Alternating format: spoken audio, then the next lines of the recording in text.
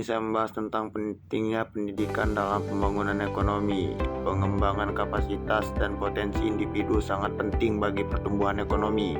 Semakin baik angkatan kerja yang terdidik, semakin besar peluang ekonomi yang bisa mereka manfaatkan. Lalu ada beban keuangan dalam pemerintah dapat juga dikurangi karena mengurangi tingkat untuk pengangguran dan juga ketergantungan pada bantuan sosial, dan mengembangkan tenaga kerja yang mampu beradaptasi terhadap perubahan perekonomian dan teknologi.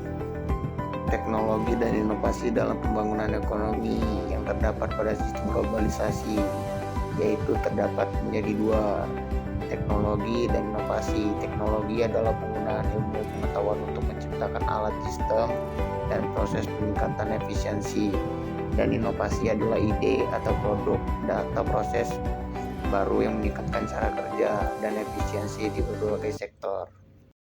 Dan juga pentingnya pemerataan pembangunan dalam globalisasi agar bisa mengurangi kemiskinan dan juga meningkatkan kedaulatan pangan serta peningkatan akses pasar.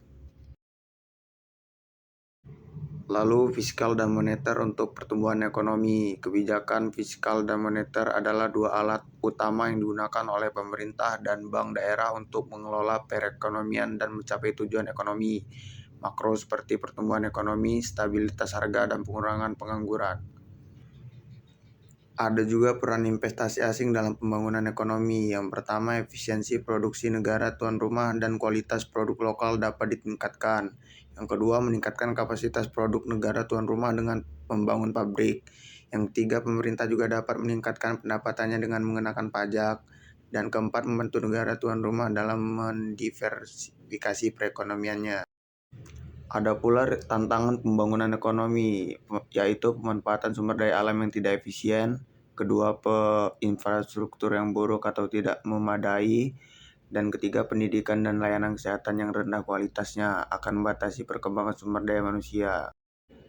Ada pula negara dengan pertumbuhan ekonomi yang pesat, yaitu Tiongkok telah menjadi salah satu negara dengan perekonomian terbesar di dunia karena pertumbuhan ekonominya yang pesat selama beberapa tahun terakhir. Dan perekonomian Tiongkok bertransisi dari perekonomian yang terkendali ke perekonomian pasar yang lebih bebas.